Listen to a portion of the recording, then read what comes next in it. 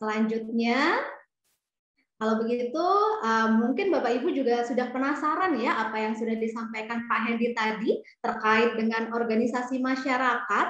Sebenarnya siapakah organisasi masyarakat yang telah dipercaya oleh Kemdikbudristek untuk bergotong royong bersama-sama di sekolahnya daerah Bapak Ibu sekalian? Dan mungkin kira-kira apa ya praktik baik yang sudah dilakukan oleh organisasi tersebut?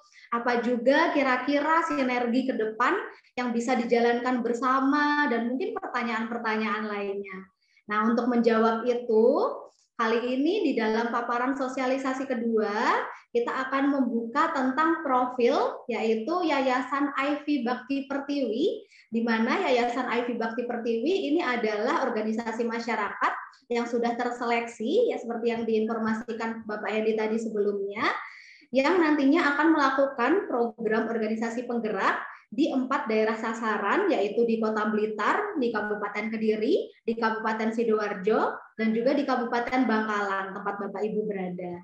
Nah, untuk paparan yang kedua kali ini Bapak Ibu, saya akan mengundang salah satu narasumber juga yang luar biasa tentunya. Nanti paparan dari profil Yayasan Ivy Bakti Pertiwi sendiri akan langsung disampaikan oleh pendirinya Bapak Ibu, sekaligus ketua dari Yayasan Ivy Bakti Pertiwi. Beliau adalah orang yang mempunyai semangat yang besar dalam menghadirkan kepercayaan diri akan potensi kekuatan lokal dan juga kearifan lokal Indonesia. Beliau ini aktif sebagai penyusun kurikulum, pengajar, dan juga trainer di dunia pendidikan. Beliau pun juga aktif dalam pemberdayaan UKM atau usaha kecil dan menengah di wilayah Jawa Timur, dan dengan luar biasa beliau ini juga seorang direktur perusahaan Bapak Ibu. Luar biasa ya, mari kita sambut dengan meriah sekali lagi dengan tepuk tangan bintang seperti ini Bapak Ibu. Mari kita sambut dengan meriah Ibu Juli Indawati. Silakan Ibu Juli. Terima kasih Nindya. Tantangan terbesar kalau silaturahmi atau sosialisasi pakai daring itu, ini ya, kita nggak bisa tuker energi.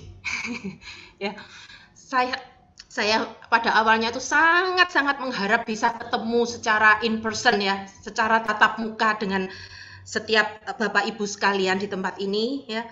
Hari ini saya mau kasih PR ke diri saya sendiri dulu.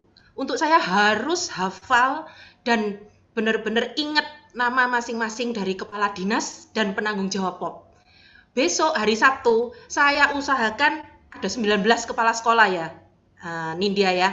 19 kepala sekolah saya juga mau belajar untuk saya bisa ingat satu-satu.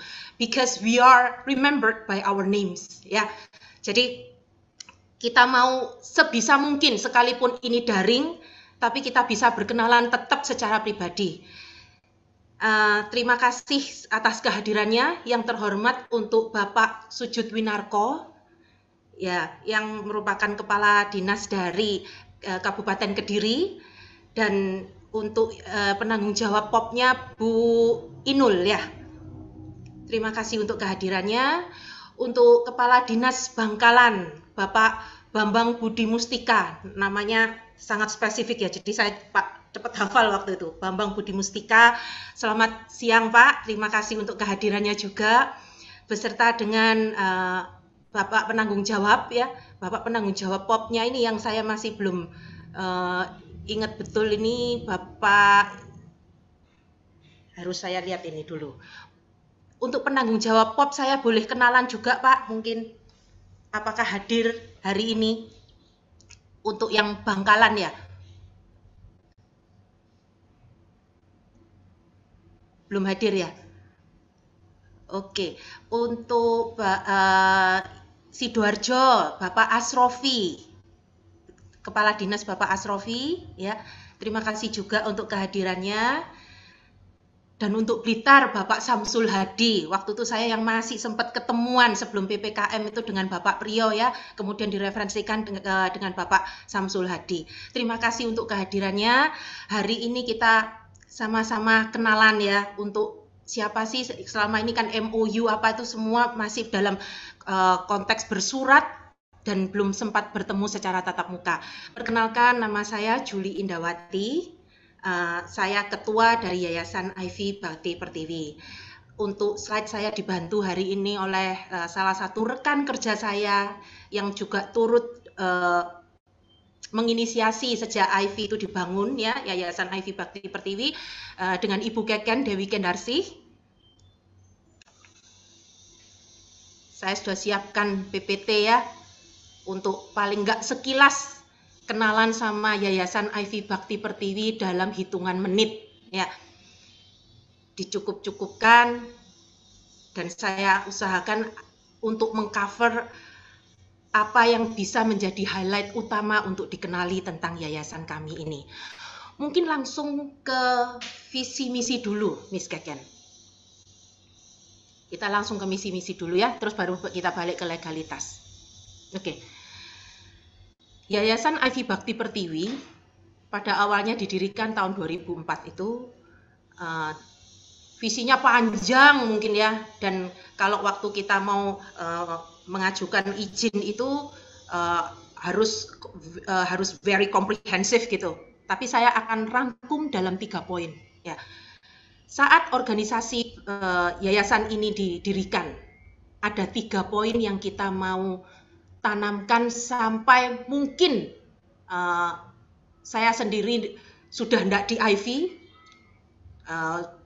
hidup kita itu terbatas ya, apalagi sejak ada pandemi itu kita yang enggak pernah tahu kapan kita meninggal ya. Tapi visinya itu harus build to last. Jadi yayasan ini harus punya visi yang siapapun orang di dalamnya, itu 3 poin ini tetap hidup ya. Nomor 1, cinta belajar sampai ajal. Ya, lifetime love of learning. Yang kedua, kita mau percaya ini yayasan yang dikelola, diinisiasi, dan dijalankan oleh anak-anak bangsa sendiri. Powernya harus power lokal, standarnya harus standar global. Ya, jadi ini yang terus digaungkan untuk setiap school body, mulai dari itu teachers, kepala sekolah, sampai staf sekolah, orang tua, siswa. Kita harus percaya of our local power, tapi standar kita itu harus standar dunia. Ya. Nah, ini ngomong masih mulu ini semua ya. Next. Yang ketiga, ini yang kalau pertama kali kita perkenalkan itu banyak yang setengah mata, setengah hati, setengah kuping. Bener tak bisa kayak gini ya. Nah, itu teachpreneurship. Bahwa jiwa wiraswasta, kewiraswastaan, itu justru dimulainya dari organisasi pendidikan. Dari hari-hari pembelajaran dan hari-hari ngajar. Nah, ini yang kita mau sama-sama terus percaya dan kita kelola di organisasi ini. Nah, sekarang kita go back to first slide ya. Miss Keken, gak apa-apa ya Miss Keken. Balik ke nomor 1 lagi. Sekarang kita bicara legalitas. Awalnya tahun 2004 itu masih Yayasan Ivy, terus ganti nama, ada kebijakan baru ADART, tapi tetap lembaga yang sama, Yayasan Ivy Bhakti Pertiwi. Terakhir jadi Yayasan Ivy Bhakti Pertiwi. Go ahead, next point. Sejak 2004, dan kami awalnya itu kami menaungi sekolah sebagai pembelajaran formal, mulai dari PAUD sampai SMP. Ya, namanya Ivy School. Jadi brandnya Ivy School. Kemudian mulai 2 tahun setelah itu, kami mulai menyusun training-training kami yang pada akhirnya setelah 10 tahun usia Ivy, jadi sekitar 2014, nanti saya akan jelasin satu-satu juga secepat mungkin ya. 2014 secara resmi kami buka Ivy Training Department-nya. Kemudian menyusul ada Java Pottery, ada Ivy Edu Village, ada Oreco Farm, dan semua ini saya akan terangkan di slide-slide berikut ya. Jadi ini yang kami naungi. Lokasi kami ada 2. Satu di Graha Family, itu ada 3 ruko. Yang satu lagi di Royal Residence ada 2 gedung, ada 2 lokasi ya. Next. Ini ya, nanti kalau misalnya berkenan pas waktu mampir Surabaya, mohon bisa berkenan mampir juga ya. Nanti saya sama Miss Keken sama teman-teman yang di tim POP ini, kami benar-benar kepingin welcome untuk bisa silaturahmi langsung ya, at any time. give a call ya, ibu-ibu kepala sekolah, bapak-bapak kepala sekolah, bapak kepala dinas, penanggung jawab, semuanya, semua teman-teman yang ada di sini ya, monggo at any time ya. Kemudian website kami bisa dicek di ivyschool.sch.id, kemudian di idvillage.com.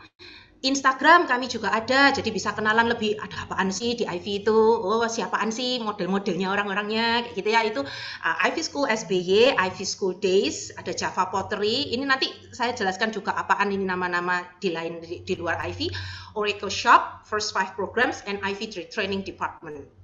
Oke, next.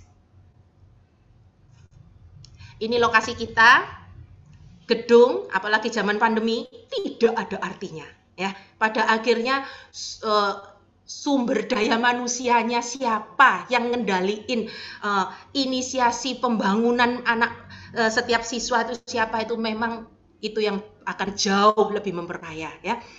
Nah, tapi nggak apa-apa, tetap saya kenalin. Yang kuncupnya biru itu untuk fasilitas playgroup sampai SD. Yang kuncupnya coklat itu untuk SD upper elementary, itu jadi kayak mulai kelas 4, 5, 6, sama gedung yang menaungi juga SMP kita kelas 7, 8, 9. Nah, itu semua di Royal Residence, yang gedung kuncup biru dan coklat.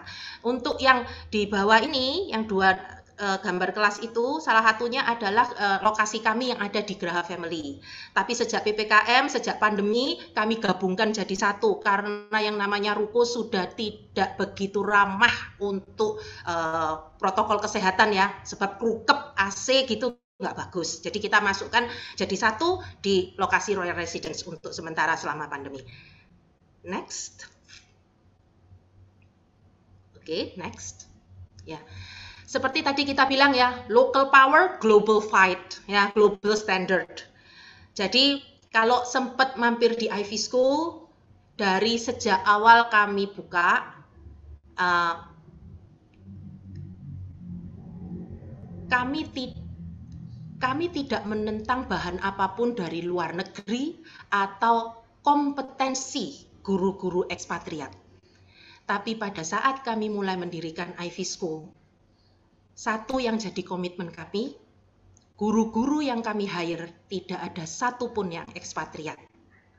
Either modelnya kayak saya atau kayak Miss Keken. Miss Keken di sini bisa kelihatan juga ya kameranya ya. Jadi dan kami mati-matian training untuk bahasa Inggris, karena kalau di Surabaya, kita tuh lokasinya di Surabaya Barat itu, kan kita sekolah swasta ya, jadi marketnya itu rata-rata market yang international, English minded, ya gitu.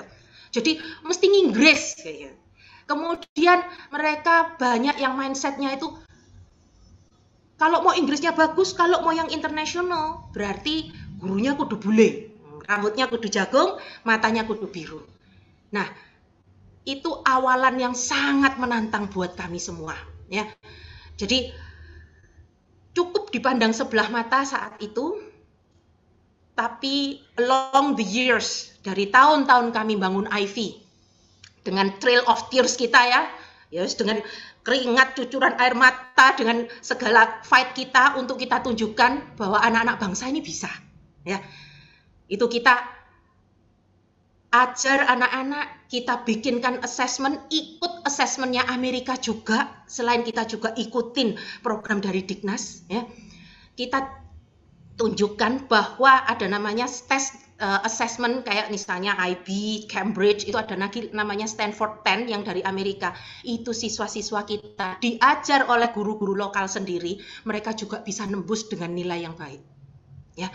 Nah, itu tahun-tahun pertama yang akhirnya bisa kita lewati, dan orang mulai percaya, oh bisa ya, gurunya enggak mesti bule ya, gurunya enggak mesti Inggris full import, dari anak bangsa sendiri ya.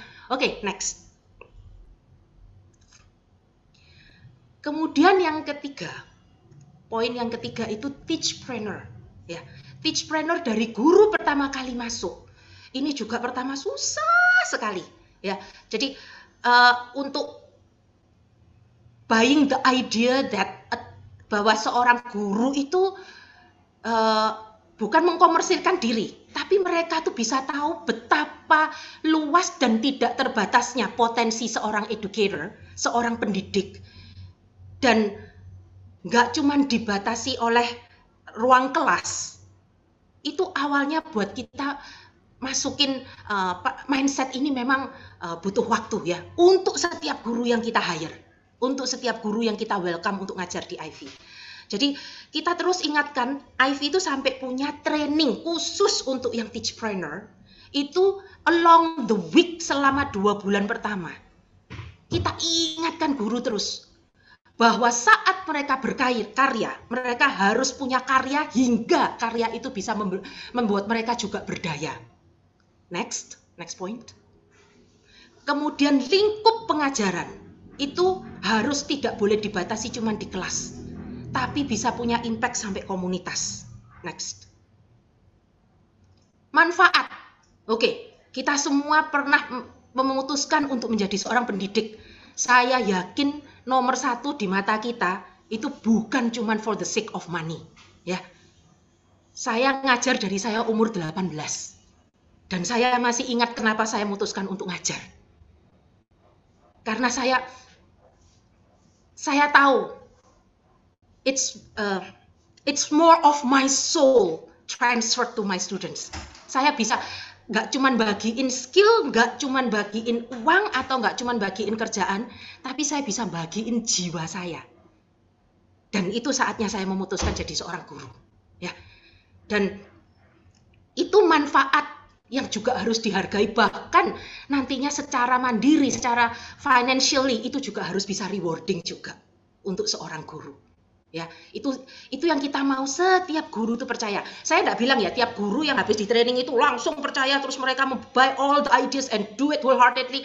Enggak, banyak yang masih sanksi terus akhirnya pindah ke sekolah lain untuk karir yang lebih baik. Nah, itu pikiran bebas ya, mindset bebas. Tapi when they come to Ivy, waktu mereka masuk di Ivy, ini yang kita mau yakinkan dulu, bahwa setiap poin mengajar, setiap hari mengajar mereka itu bagus untuk didokumentasikan dan akan menjadi karya, ya. Dan dari situ kita mulai bangun training department kita dokumentasikan training itu, ada yang gagal total, ada yang sukses jali, itu kita sampai punya tim khusus ya untuk lihat mana yang jalan. Dan kemudian tim POP ini juga menjadi tim yang sangat solid, terutama untuk yang outbound ya. Jadi Ivy ini kan ada yang internal training, ada yang eksternal. Yang eksternal itu yang hari ini bersama-sama dengan Bapak Ibu sekalian ya, kita bertujuh ini yang jadi tim outbound-nya itu. Oke, next. Kemudian Edu Village ini ceritanya guru buka lapak. Nah, ini nanti saya jelaskan lagi, ada foto-fotonya. Kemudian ada first 5 products, itu produk-produk guru juga. Next. Kemudian ada pottery ini bisnisannya guru, juga berawal dari semangat pendidikan. Next. Dan terakhir Oreko Farm ini yang paling terakhir tahun 2020 mulai Maret, pas waktu pandemi mulai hot-hotnya itu ya. Oke, next. Oke, kita training department dulu.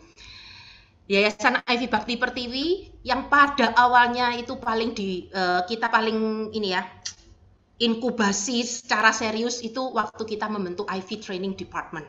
Jadi bagaimana guru-guru itu bisa membagikan apa yang mereka punya, sekalipun mereka baru saja join as a teacher. Kami percaya good teacher is simply good teacher.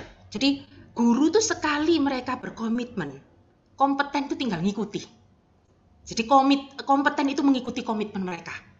Dan ini yang membuat guru itu harus punya kepercayaan diri. Nggak ada guru itu yang lebih berpengalaman dari lainnya pada saat mereka itu punya komitmen. Dan itu yang kita ingin, setiap guru itu punya apa, mereka juga belajar untuk membagikan. Nah, guru itu enggak semua pede. Ada yang cuma berani bagiin ke kelompok kecil, ke temennya yang cuma 3 grup of 3, cuma 3 orang, cuma 2 orang, enggak apa-apa. Yang penting kamu belajar bagiin.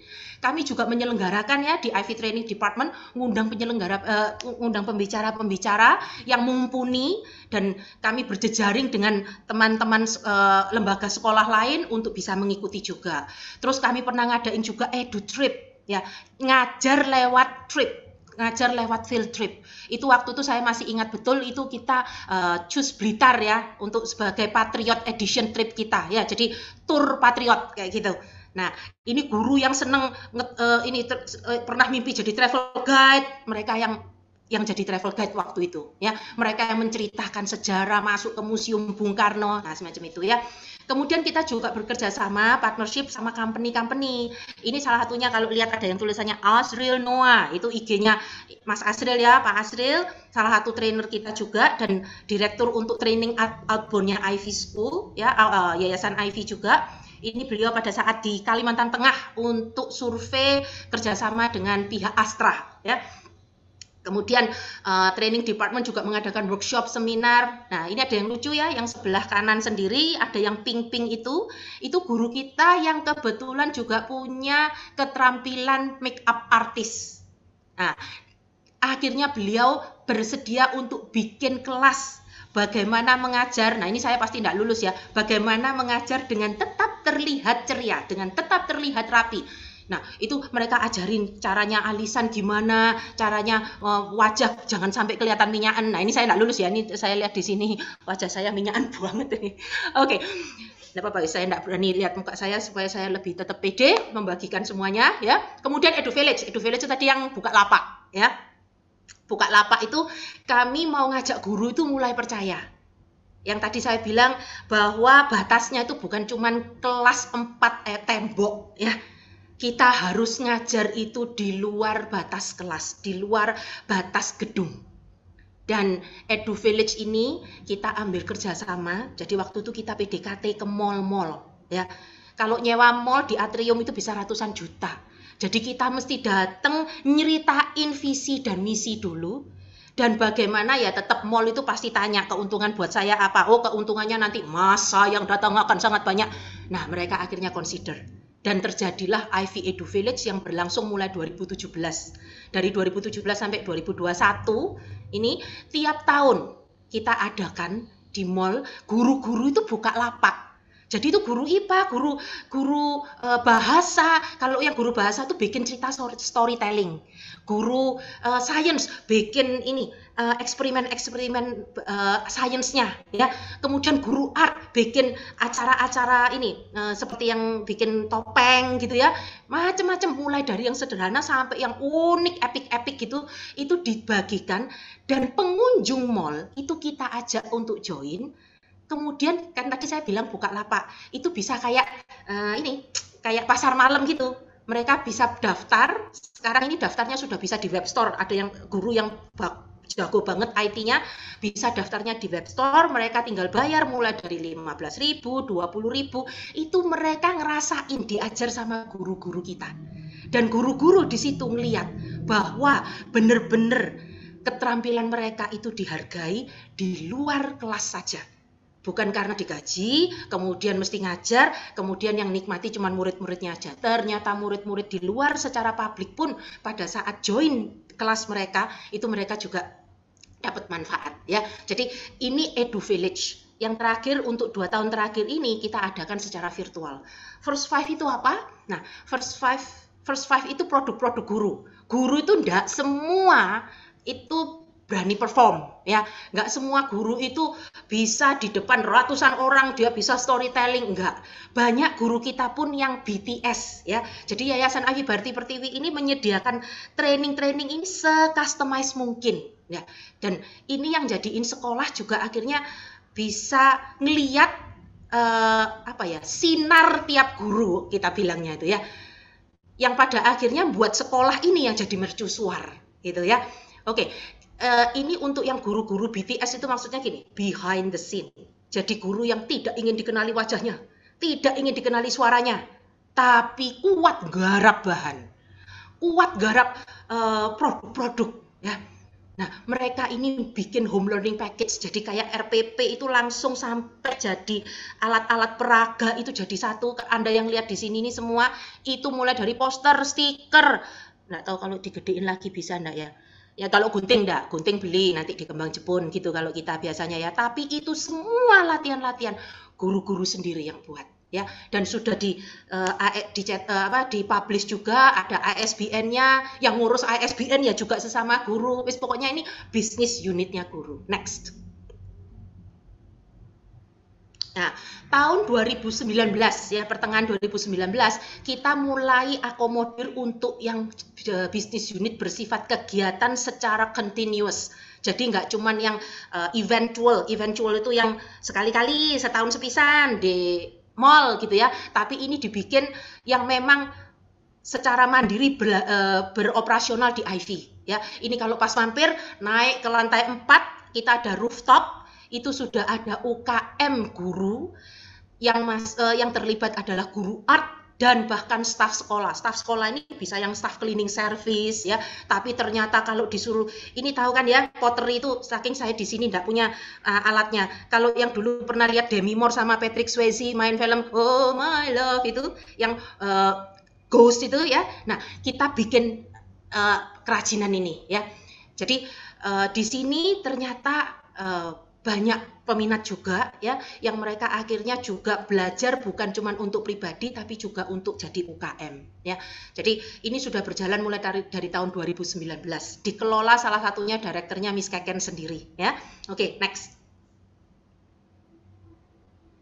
2020 seperti saya bilang itu kita ngelahirin Oreko Farm. Mulai dari guru yang ngerti sains tentang tanaman-tanaman, kemudian teknik-teknik hidroponik ya, dan dijalankan oleh staf sekolah. Waktu itu ternyata rooftop garden ini benar-benar jadi solusi pandemi kami ya. Ivy School ini sekolah swasta, uang sekolah itu cukup menjadi income krusial untuk operasional sekolah kami. Jadi pada saat pandemi itu banyak sekali orang tua yang kena imbas dari pandemi ya. Bisnisnya kolaps, nggak bisa bayar uang sekolah full, bahkan ada yang nggak bisa bayar uang sekolah beberapa bulan dan nggak mungkin toh anaknya kita keluarin ya. Dan guru juga nggak mungkin kita rampingkan ya. Kemudian cleaning service. So PHK is really not an option at that time ya. Kita nggak mau tempuh cara itu. Jadi pada saat itulah kita benar-benar lihat bahwa Teachpreneurship itu adalah semangat yang membuat kita itu bisa melalui apapun itu bersama-sama. Ya, jadi beneran jualan sayur akhirnya. Jadi hidroponik ini waktu berjalan saya masih ingat 2 kali panen pertama itu kena kutu putih semua kayak putih salju gitu, tapi nggak bisa dimakan ya. Setelah itu baru mulai ada panen-panen, bisa bikin cherry tomato, bisa dijual harga organik juga ya. Dan kita dapat income yang cukup untuk paling enggak, saya enggak bilang itu nutup semua ya dari sayur ini, tapi sangat-sangat membantu. Dan ini yang bantu justru staf-staf sekolah waktu itu ya. Jadi staf sekolah yang enggak cleaning service, apa yang mau di cleaning, mau kelasnya kosong ya. Nah, mereka mati-matian bantuin untuk inisiasi ini. Nah, ini sekitar apa yang sudah dinaungi oleh Yayasan Ivy Bakti Pertiwi. Next slide ya. Yang pada saat 2019 akhir atau 2020 awal ya, itu saya masih ingat ada dibuka untuk program organisasi penggerak ini.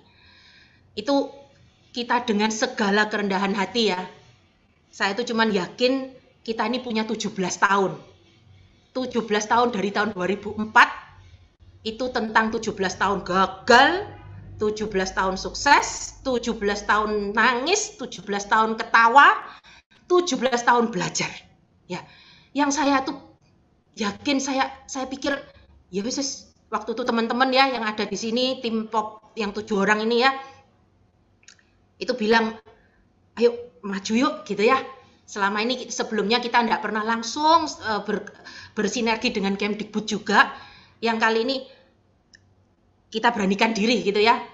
Mungkin dari 17 tahun ini kita bisa paling enggak jadi satu bukti bahwa sebuah sekolah, belum Miss Keken, masih yang tadi, masih balik ke yang tadi dulu ya. Yang ini betul ya, Y-pop ya.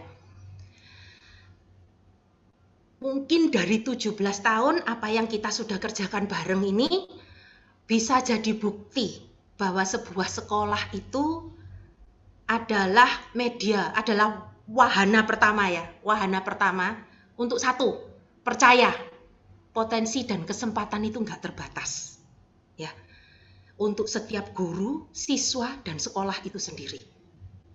Jadi sekolah itu nggak selalu bentuknya, aturannya, rutinitasnya udah kayak gini. Guru itu nggak selalu kita kalau bilang itu after work-nya, ceperannya itu yang seperti ini. Oh enggak, kita punya banyak pilihan dan itu enggak terbatas. Ya, siswa juga cara belajarnya enggak selalu pakai sistem ABC. Ya, ini nanti yang di aksi belajar kita untuk selama 2 bulan pertama itu kita akan inisiasi bersama ya. Kemudian itu percaya ya, dan kita tidak mau percaya dengan batasan-batasan. Kita mau sama-sama lihat bahwa pada saat komitmen seperti yang saya bilang itu tadi sudah lahir, kompetensi itu akan mengikuti ya. Jadi